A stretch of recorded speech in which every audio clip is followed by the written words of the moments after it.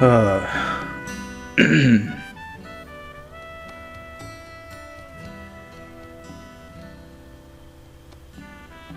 so I just wanted to wrap up 2008 and what kind of year that was for me. I had mentioned in previous video that year was that by then I was in a fog of busyness, and there was a couple events that even happened leading into 2008, in 2007. Well, that will help me kind of explain where my headspace was. In 2007, it would have to have been the fall of 2007. I got a call that my dad, who I was estranged from at that point, had a brain aneurysm in Las Vegas, Nevada, which is where I partly grew up. And so I had to take overall, I think it was 6 weeks off from what I was doing in Tallahassee, from school and work, filming, and flew to Las Vegas to be the primary person to kind of support my dad through that.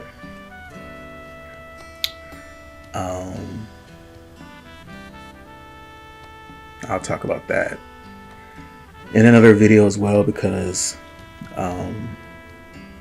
me doing that made my relationship with my dad even worse. He didn't take it as support.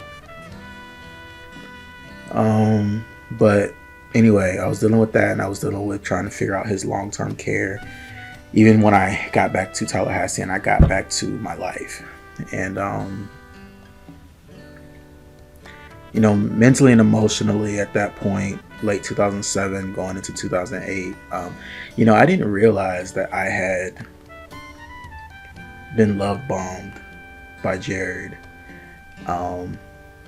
Actually, I didn't realize that until recently. One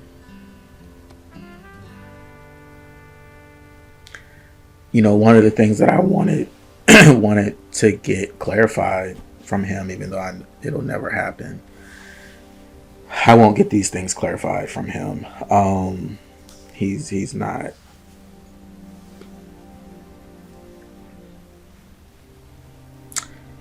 He's just not the one to do that. But when we first started our partnership and first started, getting to know each other and learning each other, I guess becoming friends or whatever, business partners. When I look back,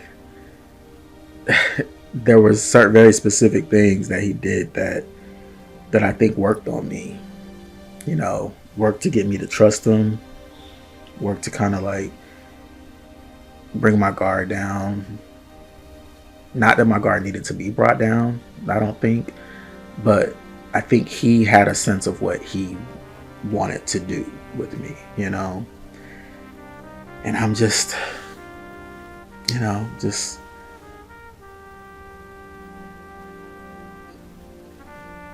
bumping along, not completely cognizant of my world. I was laser focused on what I wanted to do, which is filmmaking and have a filmmaking career. And but I think he had a better idea of what he wanted out of me. And I just remember that the early year, he would send me good morning text, and I remember thinking how unaccustomed to that I was. I never had somebody do that to me, so it made me feel special. But I also didn't know what context he meant it. But because I'm thinking everything's on the up and up, I'm looking at it as, oh, he's just doing this as a potential friend, new business partner. So they're good morning texts, the check-ins throughout the day. How's your day going? That was his thing. How's your day going? I remember that. And it did make me feel special. It made me feel very special. I had never had that before. Always checking in to see how my day was going, how I was feeling. He did a lot of that first year.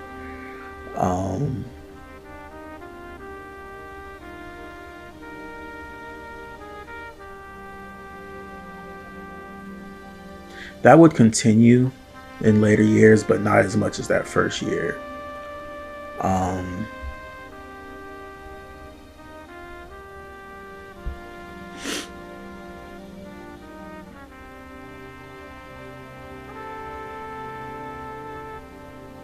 That felt like intimacy to me. And so this was all before I really started to put a picture together of who he was, and I feel like it was that type of behavior towards me, like that was the hook. That was how he got me, and then it was the sharing of his personal life, about his family, experiences in his life, stuff like that intimacy. I think that is what I caught feelings for. I didn't know I caught feelings for it because I never learned how to name that kind of a feeling, and this was the first time that it was happening, like as an adult, that, as more of as a fully formed person, supposedly. And of course it took my friend Keisha, a year later, catching it and naming it. But I think that's how he did it. And once I don't know how it works for everybody else, but for me, I think once I got a better idea of who he was and all like the toxic traits of who he was, knowing that I had these feelings, it was kind of like I was in like a little like dichotomy of, you don't want to kind of give up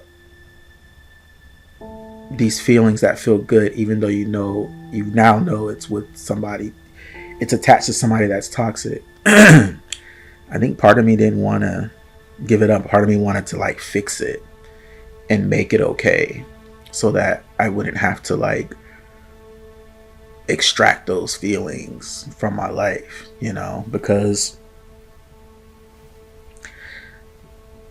those kind of feelings don't come around every day for somebody like me, and somebody like me in my, I'm going to use this word even though you're not supposed to, but lifestyle, they don't come around. And I wasn't somebody that people were just running to like want to be with and date, and I wasn't that person, to other people I wasn't.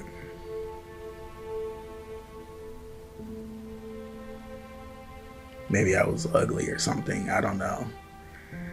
I mean, I never had problems getting sex.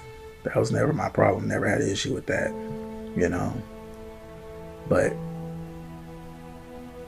getting somebody to care about you on like a romantic level, that was a foreign thing in my life. And I know that Jared knew that about me. It definitely makes me wonder. It makes me think, and it makes me wonder, like he must have saw me as like a mark. And I wanted to ask him, like, what do you see in me that was something that you felt like, yeah, take advantage of him. He won't know any better, and you'll get what you need. And in later years of our relationship, I would ask him pretty regularly especially when I was frustrated at him, and I would say to him, why do you want to stay around me at this point? At this point, I'm giving you hell. Every time you fuck up in a major way, I'm giving you hell. So why stay around me? Why don't you just leave? Like I know why it's hard for me to leave at this point after 9-10 years. But why don't you leave? Why don't you leave? You could find somebody better than me. Like, and he always had two responses to that. He either would say, I don't have an answer to that, or he wouldn't answer it at all. And I think I stayed, part of the reason why I stayed around in those later years, because I was waiting for him to answer that. Like, that song by Shaka Khan and Rufus, Tell Me Something Good. I think I was waiting for him to tell me something good. Like, tell me something good. Like, give me sustenance. Give me justification for why I've put in all these years with you. Like, give me something. In one of my poems, I wrote a line that says, "Give me words of safety."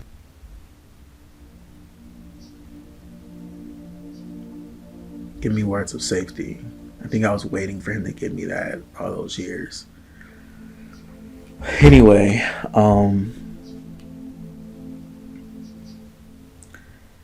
the love bombing, I've learned through other people that's a tactic of his.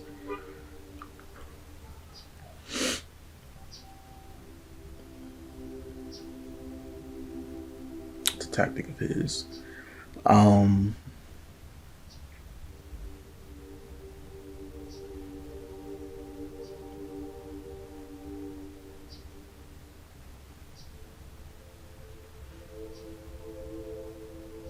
I thought I was just special. I thought that I finally found somebody that saw me as special, even if it was just a friendship and a partnership. That's what I thought. But apparently it wasn't real,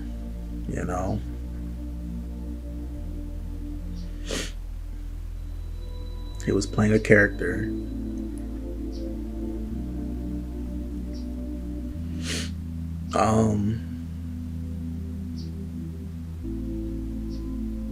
He threw a birthday party for me later that year in November 2007, and then to this day it's my favorite birthday moment in my life, well, in my adult life.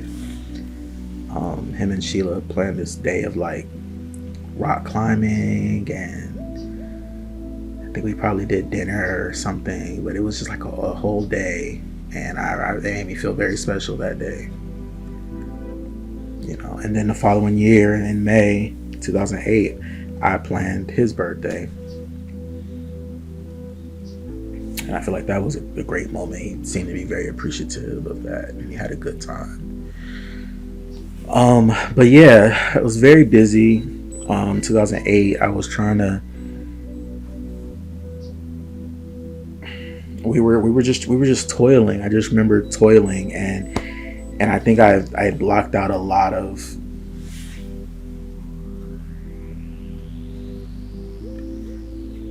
efforts that I was putting out to help people with their stuff, and still trying to keep my stuff going and manage my situation and manage the productions that we were working on and developing and filming and editing and trying to get out there, It was just like such a busy cycle of filming, rehearsals, editing, casting, auditions, meetings, emails, meetings, designing DVD covers, printing DVDs, selling DVDs, doing screenings, following up with this person, following up with that person. It was just like, yeah, that was the busyness. And by summer 2008, we had so much footage and episodes from MBK. We had some short films that I got done. We had James Bland's film that I had produced. And then we were going into this film Victim, as I talked about before as well. So we just had a lot that we had, we had a lot in product at that point. And of course, then it becomes, okay, how do we use our product as leverage? Our products as leverage, And we're doing this from a little place called Tallahassee. Like, Tallahassee is not an entertainment hub. So, that was it's almost wild of me to look back and see what we were trying to accomplish from a place like Tallahassee. And then it was all of that busyness and visibility also attracted so many people trying to like jump on board our train, and I think that in and of itself was something that was very kind of overwhelming. And it also didn't necessarily feel good, because that's when I think things started to change, to where it was something that, you had built this community initially with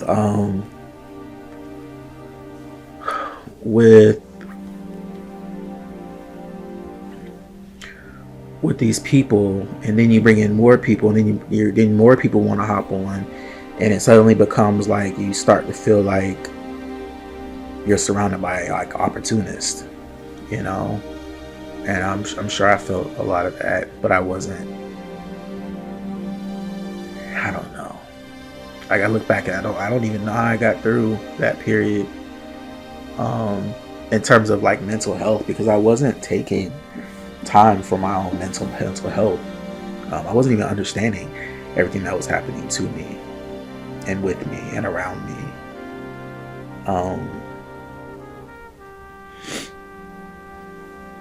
Yeah.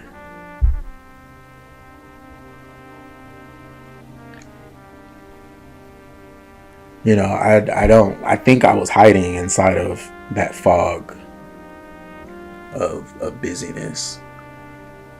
I think I was hiding inside of it, because my needs I wasn't addressing my needs. I think anytime my needs were coming up, I was just pushing them back down. And there was nobody around me that was in tune with my needs, because everybody was thinking about their own needs.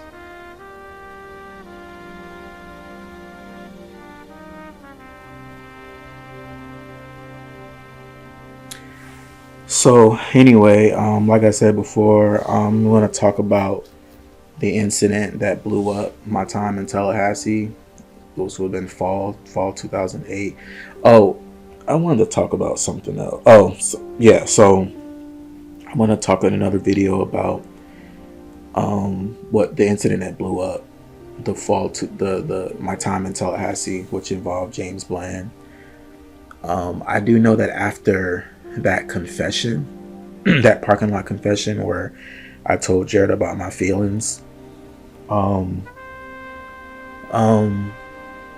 there was something that happened that always like stuck with me, and I don't feel like I ever made enough of a deal about this issue. But if I had to rank the things that I think I was most like hurt by and disrespected by from Jared out of all the years that I've known him, it was this incident. So shortly after I had that like confession, when the incident happened with the girl, and she told me she was dating him too, she thought I knew. I didn't. I confronted him about his kind of web of lies.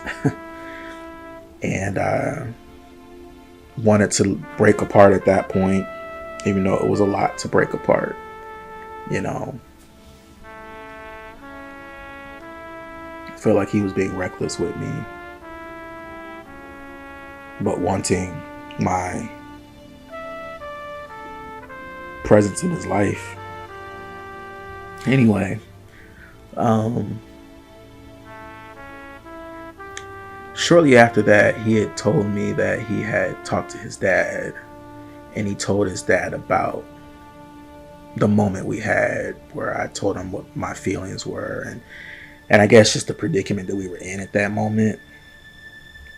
But what I realized is that he only shared the part related to telling his dad my feelings for him, and that like he had this guy who had these feelings for him that was his business partner, and he would always kind of frame his relationship with his dad as like he would go to his dad for advice and clarity, all that stuff, guidance, direction. And I don't remember making a huge deal about it at the time that he shared this with me, but I remember over the years, it just, every time I thought about it, I realized just how deep I was like bothered by it. But you know, he told his dad about me, and I had a problem with that because I felt like, A, you didn't tell your dad the whole story. You didn't tell your dad everything you were doing that led us to this place, that led my feelings to this place. You didn't tell him all the stuff that you were doing in the previous 2.5 years of us knowing each other. You didn't tell him your stuff.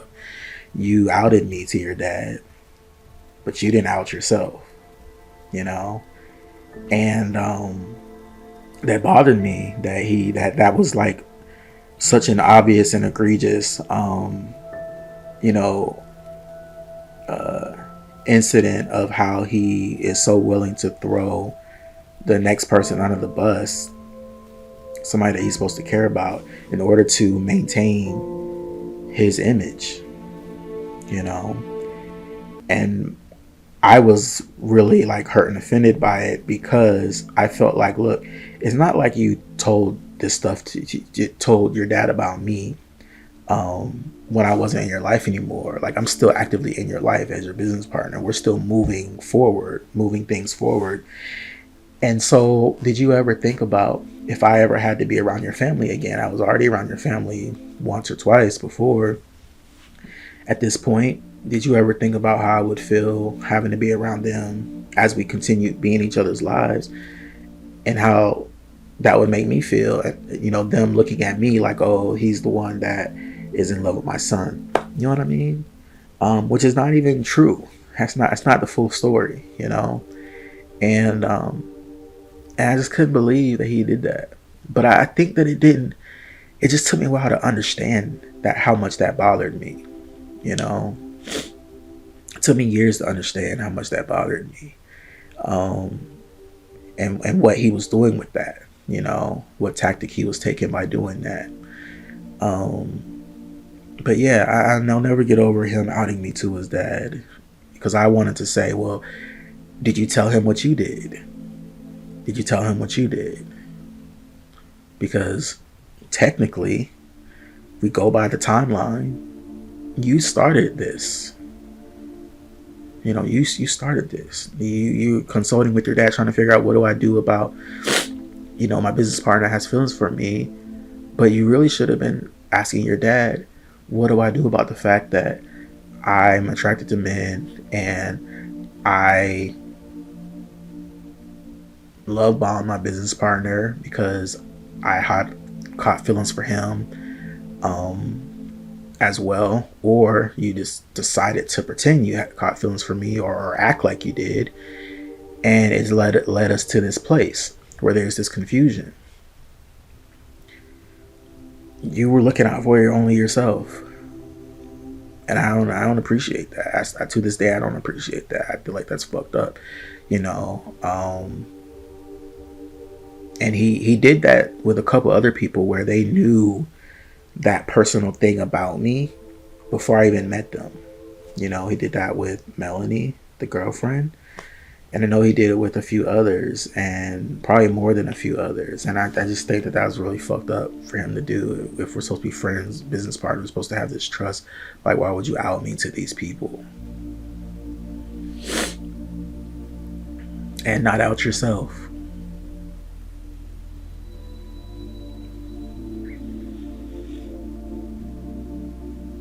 That's something a really fucked up person does. And I never got over that. I'm still working through that one. I'm not gonna lie to you, I'm still working through that one. That was a rough one for me. Because that was intentional humiliation in order to save yourself from the truth. Instead of just dealing with the truth.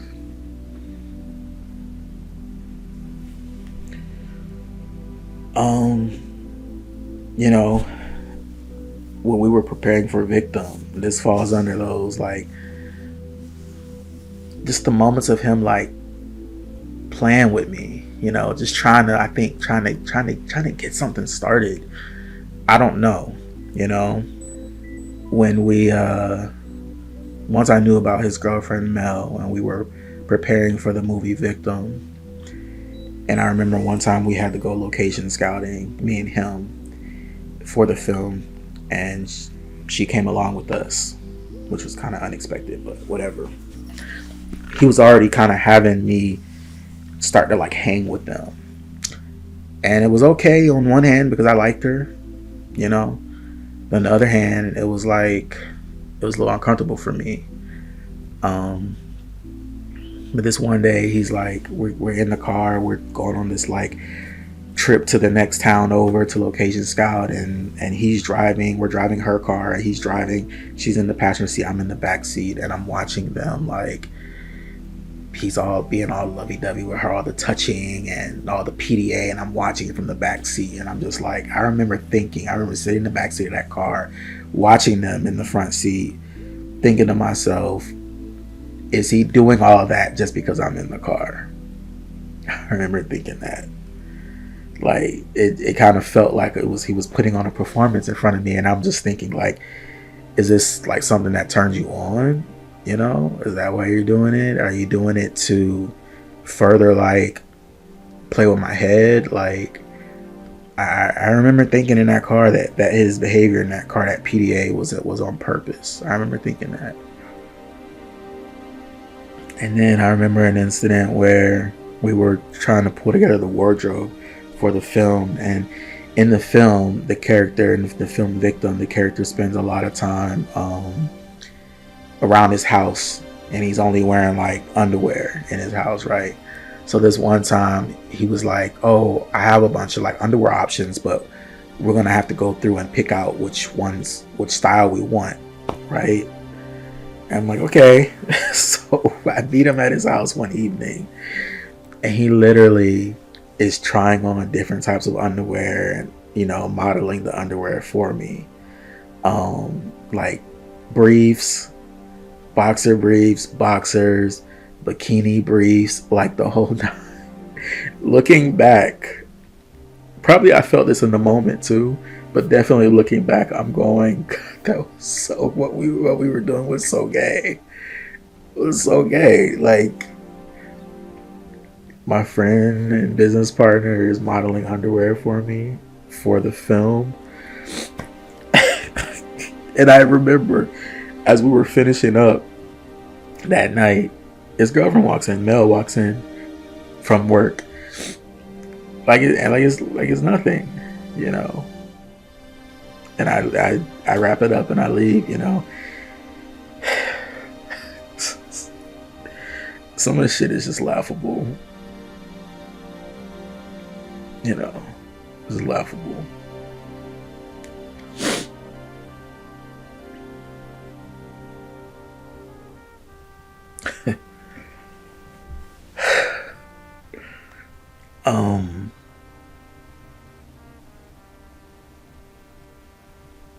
You know, I didn't have anybody that was like tending to my needs like emotionally during those years. But I was still being like active myself. Like, there was somebody that I was dealing with on and off over those college years. But it was like late night link ups, and he never wanted to take it any further. It was just hookups. And I kept cutting it off because I kept wanting more. But then when I would we would spend some time apart, and then I would start to want some level of like physical intimacy, and so I went back to it even though he wasn't giving the emotional. But I think that Jared was the primary one giving me the emotional, but it wasn't healthy. It was toxic, you know. And it was all self-serving on his side. It wasn't self-serving me, you know. In any of my needs emotionally. And that's what I lived in.